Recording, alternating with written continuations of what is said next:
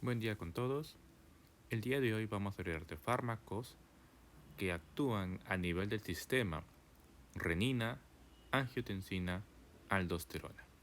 Exactamente fármacos que son capaces de inhibir a la enzima convertidora de angiotensina, o también llamado fármacos IECAS.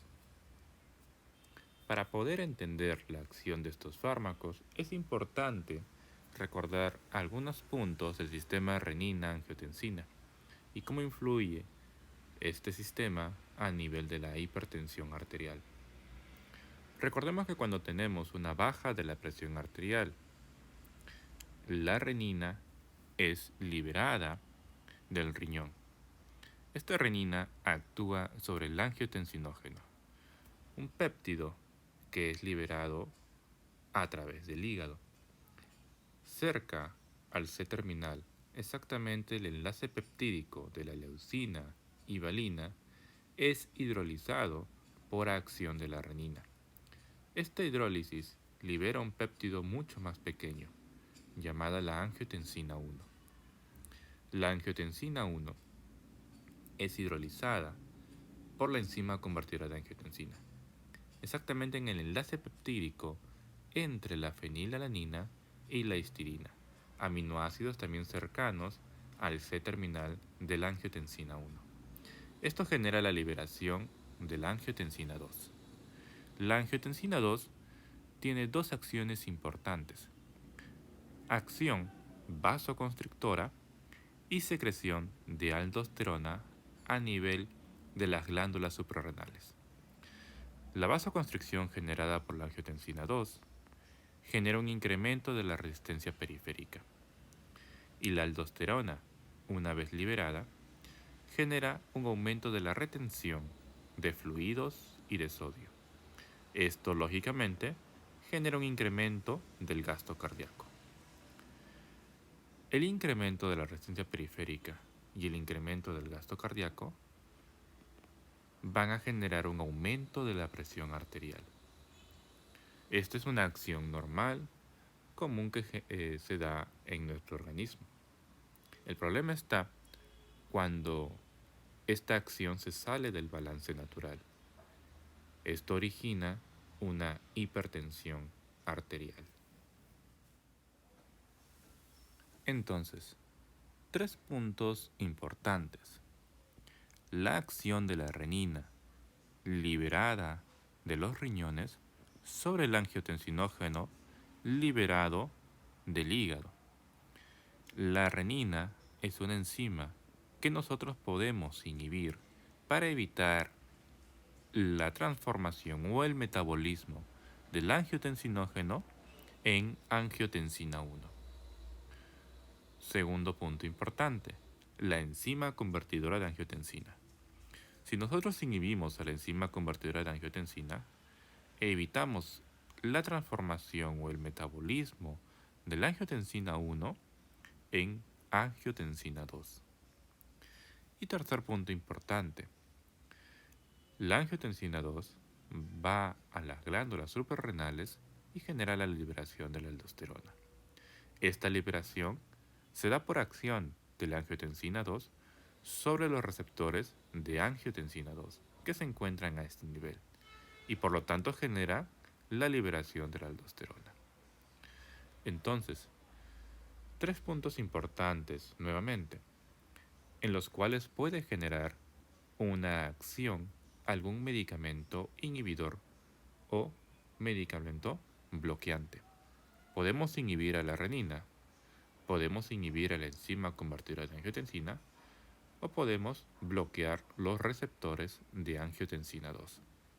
De estos tres puntos, el día de hoy vamos a ver inhibidores de la enzima convertidora de angiotensina, fármacos que evitan la transformación de angiotensina 1 en angiotensina 2. Esta acción se da en un sitio activo de la enzima convertidora de angiotensina. Esta enzima es una metaloenzima, es decir, tiene un átomo metálico en su composición. En este caso, la enzima convertidora de angiotensina tiene un átomo de zinc. Este átomo de zinc es importante, pues atrae el enlace peptídico de la fenilalanina y la histidina, para que un ácido glutamatérgico pueda actuar sobre este enlace peptídico, generando una hidrólisis, liberando a la angiotensina 2. En 1970 se descubre que el veneno de la víbora, Batrops jaracaca, contenía una sustancia que era capaz de generar una actividad hipotensora. Es en 1972, recién cuando esta sustancia fue aislada, y se demostró que la actividad hipotensora que tenía esta sustancia se debía a una actividad bloqueante de la enzima convertidora de angiotensina. A esta sustancia se le denomina también bajo el nombre de tetaprótido, y su C-terminal es un aminoácido de prolina. Este aminoácido de prolina probablemente esté muy involucrado en la actividad hipotensora. Es por ende que a través de esta sustancia es que empieza a producirse diversas sustancias derivadas de prolina y se empezó a demostrar su actividad hipotensora. A través de esta es que nace la sustancia 3-mercaptopropanoil-prolina y la sustancia succinilprolina. La IC50 en micromolar de la 3-mercaptopropanoil-prolina es de 0.2, mientras que el de la succinilprolina era de 330. La única diferencia es que la 3-mercaptopropanoil al final de la cadena tiene un sulfidrilo, en cambio la succinil tiene un carboxílico. Por lo tanto, la terminación en sulfidrilo es mucho más activa que la terminación en carboxílico, demostrándose que estos tipos de derivados eran más activos en comparación que los derivados carboxilatos. Entonces, 3-mercaptopropanoilprolina es mucho más activo que succinilprolina solamente por el mantenimiento del grupo sulfidrilo. Si a las 3-mercaptopropanoilprolina aumentamos su logaritmo de P, aumentamos su lipofilicidad, agregando un grupo metilo, la IC50 de la sustancia resultante es mucho más baja que la IC50 de la 3-mercaptopropanoilprolina. Eso quiere decir que se requiere una menor concentración de esta sustancia para ejercer un mismo efecto farmacológico.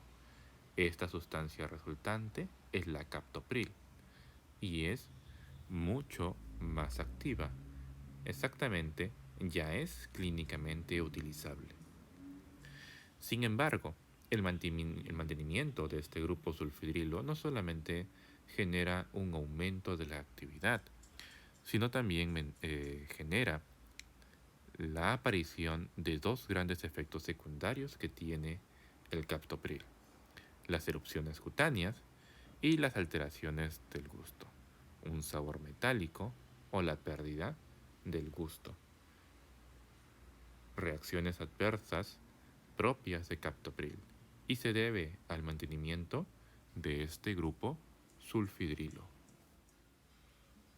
Para la generación de la actividad inhibitoria de la enzima convertidora de angiotensina de captopril, es importante reconocer dos interacciones iónicas.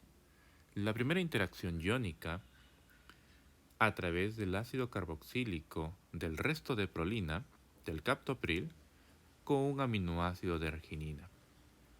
El segundo, la interacción iónica de la sulfidrila de la 3-mercaptopropanoil del captopril con el átomo metálico de zinc. Esas dos interacciones iónicas son fundamentales para que pueda generarse la inhibición de la enzima. Sin embargo, la sulfidrilo de la 3-mercaptopropanoil de la captopril también es responsable de estas dos reacciones adversas ya mencionadas. Es por ende que es importante generar cambio de este grupo sulfidrilo por un grupo carboxílico. Sin embargo, al cambiarlo, la actividad disminuye, por lo que habría que generar una mayor potencia de unión hacia la enzima a través del aprovechamiento de otras bolsas. Es lo que se generó precisamente con enalapril. Enalapril mantiene el resto de prolina que tiene captopril. Sin embargo, el sulfidrilo que contiene captopril es modificado por un carboxílico o carboxilato. Si ustedes se percatan, este no es un carboxilato, este es un éster. ¿Por qué un éster? Porque el carboxílico no solamente es más débil para unirse a la enzima, sino que también aumenta el grado de acidez de la molécula, haciendo que a nivel gástrico muy probablemente se encuentre una fracción mucho más iónica que lo que encontraremos con captopril, lo cual disminuye la probabilidad de absorción, haciendo la molécula mucho menos biodisponible. Por lo tanto, la esterificación de este grupo carboxílico mejora la capacidad de absorción oral. En el organismo, mediante la acción de esterasas, este éster se rompe y libera el carboxilato. Por lo tanto, enalapril y el resto de medicamentos derivados de esta misma clase son profármacos, a excepción de captopril. Entonces, mediante esta acción aumentamos la biodisponibilidad de estas sustancias. Pero eso no hace a enalapril mucho más efectivo que captopril. Lo que aumenta la potencia de enalapril en función a captopril es el agregado de una cadena que finaliza en un aromático. Este aromático emula la aromaticidad de la fenilalanina, lo que permite el aprovechamiento de su bolsa hidrófoba. Esto, a las finales, hace a enalapril 5 veces más potente que captopril. Por lo tanto, captopril para inhibir a la enzima convertidora de angiotensina. Puntos importantes. La presencia de un carboxilato proveniente del resto de prolina. Importante porque interacciona iónicamente con una arginina. El mismo anillo heteroatómico de la prolina, el cual se une a una bolsa hidrófoba. Y además de ello, el sulfidrilo, que interacciona iónicamente con un átomo de zinc de la metaloenzima, la enzima convertidora de angiotensina. El carbono adyacente al sulfidrilo es un carbono tetraédrico. Captopril no aprovecha la bolsa hidrófoba de la fenilalanina. Enalaprilato, la sustancia liberada tras la hidrólisis por esterasas del enalapril, cumple con lo mismo que captopril, un carboxilato proveniente del resto de prolina que se une iónicamente mediante una interacción iónica a la arginina. El mismo anillo heteroatómico del resto de prolina que aprovecha una bolsa hidrófoba. En lugar del sulfidrilo, un carboxilato que interacciona iónicamente con un átomo de zinc. Y a diferencia, un anillo aromático que aprovecha la bolsa hidrófoba de la fenilalanina. Carbono tetraédrico, pero a diferencia de captopril, este carbono tetraédrico es un carbono quiral, lo que hace la existencia de dos isómeros, el enantiómero S de enalaprilato y el enantiómero D de enalaprilato. Cabe recalcar y mencionar acá que el enantiómero S de enalaprilato es el enantiómero activo. Así como enalaprilato se une a estas bolsas del sitio activo de la enzima convertidora de angiotensina, el resto de IECAS se unen de una forma muy similar. Las diferencias provienen, en primer lugar, del heterocíclico, que ya no va a ser necesariamente una prolina, sino que se intenta aprovechar al máximo esta bolsa hidrófoba, generando biciclos o dos ciclos unidos para generar un mejor aprovechamiento de esta bolsa. Cambiar el carboxilato por derivados de fosfato, así tal y como lo vemos aquí en esta presentación. Enalapril, ya una sustancia que hemos visto, se transforma en enalaprilato. Ramipril, que ya no tiene la prolina, sino que tiene un biciclo, que se deriva a ramiprilato mediante la acción de las esterasas. Benzapril, cuyo anillo heterocíclico es mucho más grande, es un biciclo el cual atrapa a un aromático, benzaprilato. Quinapril, igual que benzapril, tiene un biciclo en el cual uno es un aromático, quinaprilato. Y fosinopril, que tiene dos anillos, a diferencia del resto que eran biciclos. Y la hidrólisis se da en este punto, liberando al fosinoprilato.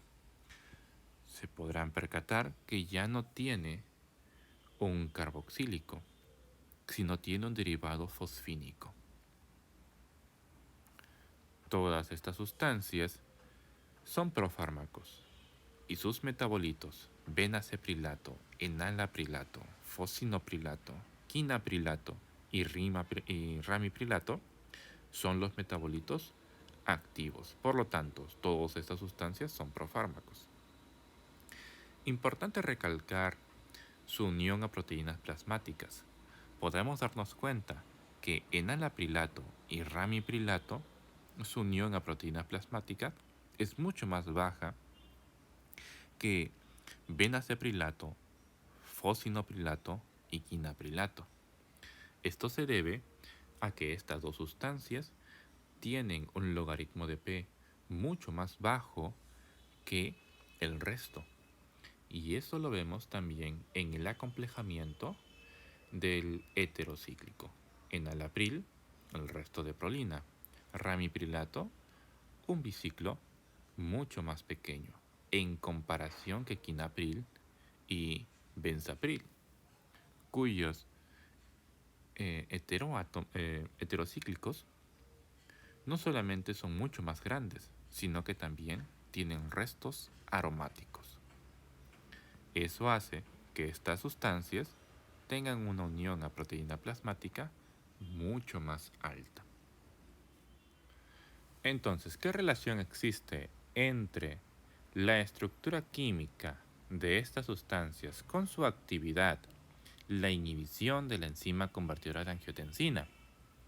Puntos importantes. En primer lugar, el heterocíclico, que involucra al nitrógeno. Este heterocíclico tiene que tener un ácido carboxílico. Este ácido carboxílico va a emular al C-terminal de los sustratos de angiotensina, el cual lógicamente va a unirse mediante una interacción iónica con un resto de arginina del sitio activo de la enzima. Además, este anillo, mientras más voluminoso sea, va a incrementar la potencia de las sustancias. Sin embargo, esta voluminosidad también aumenta la lipofilicidad, aumenta los valores del logaritmo de P, lo cual altera los parámetros farmacocinéticos, como por ejemplo lo que ya hemos visto, la unión a proteínas plasmáticas. Otro punto importante es el grupo enlazante al zinc. Este grupo enlazante puede ser un sulfidrilo, puede ser un carboxilato o puede ser un fosfinato. De los tres, el sulfidrilo es mucho más activo que los carboxilatos o que los fosfinatos. Sin embargo, esta superioridad puede ser compensada por una cadena que termina en un resto aromático, el cual emula al resto de fenilalanina, aprovechando de esta forma una bolsa hidrófoba adicional. Además, el sulfidrilo no solamente es superior en unión al átomo de zinc de la metaloenzima, sino que también es responsable de algunas reacciones adversas, como por ejemplo las erupciones cutáneas y los cambios en el sabor, un sabor metálico, por ejemplo, que muchos pacientes sienten cuando consumen captopril. Además, la duración de la acción de los compuestos que tienen sulfidrilo es mucho más bajo, y esto se debe a la formación de dímeros, es decir, esta sustancia puede encontrarse con otra sustancia idéntica, por ejemplo, generando dímeros. Dos captopril pueden encontrarse y generarse un puente disulfuro. Esta dimerización inactiva a la sustancia, lo cual acorta la duración de acción de captopril en comparación a otros inhibidores de la ECA. Los carboxilatos y los fosfinatos principalmente vienen en forma de ésteres, lo cual indica una hidrólisis antes de ejercer su actividad. La esterificación no solamente es importante para la generación de la acción, lo cual tiene que primero que hidrolizarse, sino que es importante para mejorar la biodisponibilidad oral. Esto convierte a estas sustancias en profármacos. La X en la composición mimetiza una cadena de alanina. Esa X es un metil. También puede ser no solamente un metil, puede ser un etil, un propil o un butil, lo cual es capaz de soportar la bolsa hidrófoba donde va este pequeño grupo funcional. Claro está que el adicional también de la cadena con el aromático genera enantiómeros S, enantiómero R. Recordar que el enantiómero S es el enantiómero activo de estos grupos medicamentosos. Entonces, tres distintos tipos de unión y bloqueo a la enzima convertidora de angiotensina. En primer lugar, captopril, en el cual podemos ver el grupo carboxílico de la prolina que todavía deja espacios en la bolsa hidrófoba, y el resto de sulfidrilo, el cual interacciona con el zinc. Enalapril, adicional a la unión del carboxílico del resto de prolina, en lugar del sulfidrilo un carboxilato, mantenemos la unión y la interacción en una bolsa hidrófoba adicional, la bolsa hidrófoba de fenilalanina. Y ramipril, el cual aprovecha mejor la bolsa hidrófoba de la prolina a través de un biciclo, generando también las mismas interacciones que genera enalapril. Podemos ver la pequeña bolsa hidrófoba donde encaja el metil en cada uno de estos medicamentos. Y aquí les dejo algunos parámetros cinéticos importantes. Adicional, el logaritmo de P calculado de todas estas sustancias inhibidoras de la enzima convertidora de angiotensina.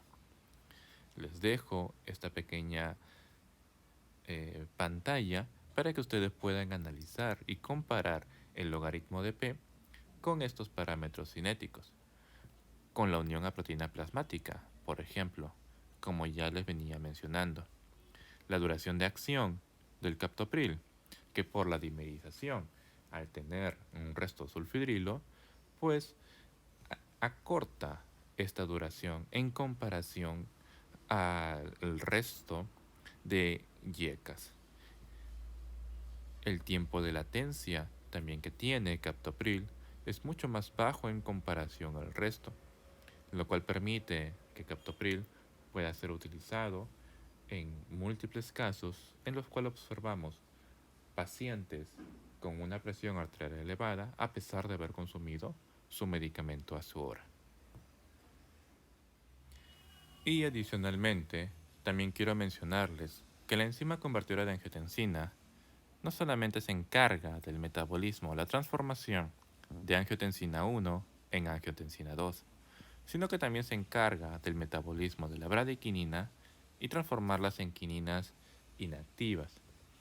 Cabe resaltar que bradiquinina se encarga de todos esos tipos de actividades: la vasodilatación y natriuresis, dolor, incremento de la permeabilidad vascular, broncoconstricción y síntesis de prostaglandinas.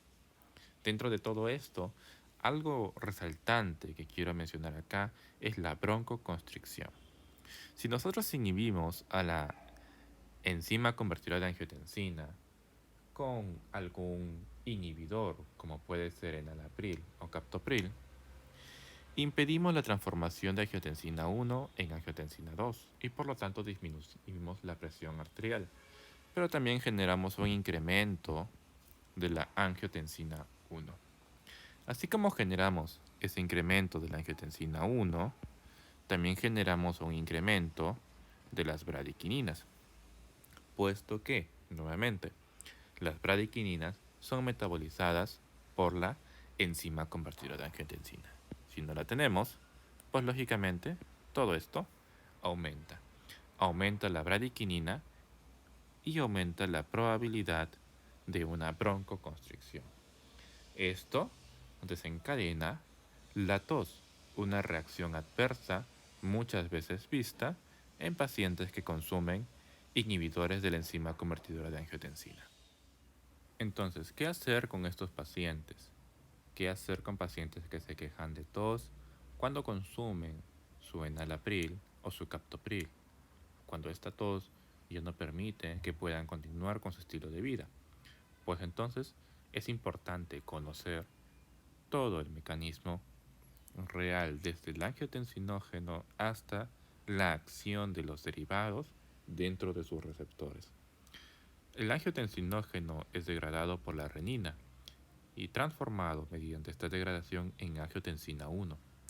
La enzima convertidora de angiotensina lo transforma en angiotensina 2 y este actúa en el receptor 1 de angiotensina 2 y en el receptor 2 de angiotensina 2. Adicionalmente, la angiotensina 2 puede transformarse por la enzima convertidora de angiotensina 2 hacia angiotensina 1,7. La angiotensina 1, mediante esta misma enzima convertidora de angiotensina 2, puede transformarse en otros tipos de angiotensina, los cuales van a derivar en angiotensina 1,7. Tanto la angiotensina 1,7 como la angioprotectina, también derivada del metabolismo de angiotensina 2, van a actuar en receptores más. La alamandina también tiene sus propios tipos de receptores.